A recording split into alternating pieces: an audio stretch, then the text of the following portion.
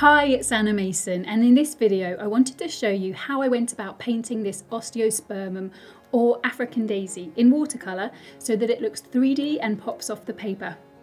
I worked from an enlarged photo so I could capture plenty of detail. I began by drawing outlines to the edges of the petals and drew as much of the details to the flower centre as I could, shading some of the darker areas so as to make it clearer to me what paint would need to go where. I started the painting, as I always do, by working on the lightest colours I could see in the flower. I used a pale watery wash of my Opera Rose colour.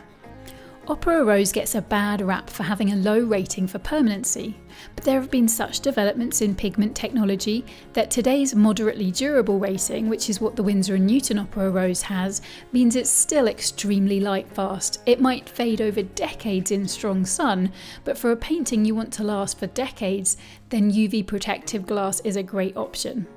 Once that layer was dry, I added a further layer to everywhere except the very lightest parts of the petals so that I could see where those areas were to make sure I avoided them as I went on to darken the flower further. Then I used my smallest brush to pick out the lighter coloured sections within the flower centre, starting with the yellowy oranges and more brown colours, then the purple parts and the pale blue parts. I applied this liberally into areas I knew would be darker later, but it was useful to apply this as a base so that I could leave gaps through to it later. Next, I used a watered down black colour to start to place the black areas. Working with a paler version meant mistakes were less of an issue, and it also allowed me to leave gaps through to this paler colour when I darkened up, which helps with adding more detail and visual texture to the area. I even used the tip of my brush to begin to add some detail to the blue areas. Next was the be brave moment, as I went in with the very darkest values within the petals, the dark purple-pink colours mostly present around the centre where the petals curve away from us and there's less light. I then watered down a touch to extend my brush strokes into the slightly lighter but still really dark parts of the petals.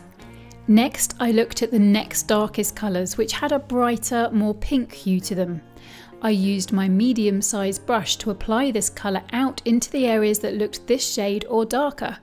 I deliberately kept my mix a little paler than I thought it should be, as I'd rather be cautious and then darken up some more with a further layer where I needed to. You can start to get a sense of the shape of the flower at this stage, even though it's super disjointed, because we can see the areas that are catching less light. Then it was time to start to bring the petals together by working on the midtones. I used a more watery mix and began to apply it everywhere that was this dark or darker. Carefully observing the reference photo, I held off from painting anywhere that looked lighter than this colour. Adding this layer allowed me to see that the darkest parts of the petals were not yet dark enough. So I went back to those with another darker mix to apply another layer to them. The paper was totally dry underneath, so my markings stayed crisp and clearly defined. I worked with a smaller brush and began to add more detail in the form of line markings to the petals. I then watered the mix down so it was pretty pale. Using a mix like this will only darken subtly, so it's a great consistency to use in multiple layers, making sure the paper is always dry underneath. This stage of making adjustments is a lot of fun. The harder work of the painting is now done, and this stage brings the petals to life. Just look how a layer of this watery mix applied over and onto the edge of the darker flower centre and then into the lighter areas softens and smooths that transition and creates subtle realism. With the petals now looking pretty good tonally, it was time to work on the flower centre. I used my smallest brush and a really thick black mix to pick out all of the darkest areas before darkening up the blues, purples and oranges within the centre, and then darkening up some more with another layer to a few areas.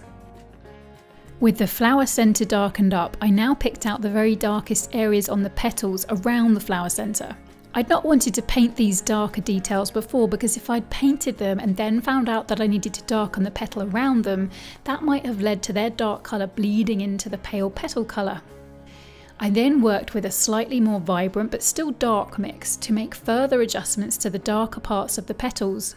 With the flower centre so dark, it made it easier to compare the petals to them and see what parts should be darkened. Again, focusing on the transition between the lighter and darker tones around the centre really enhanced the realism and 3D look. I continued to make small darkening adjustments, adding further line details where I needed to.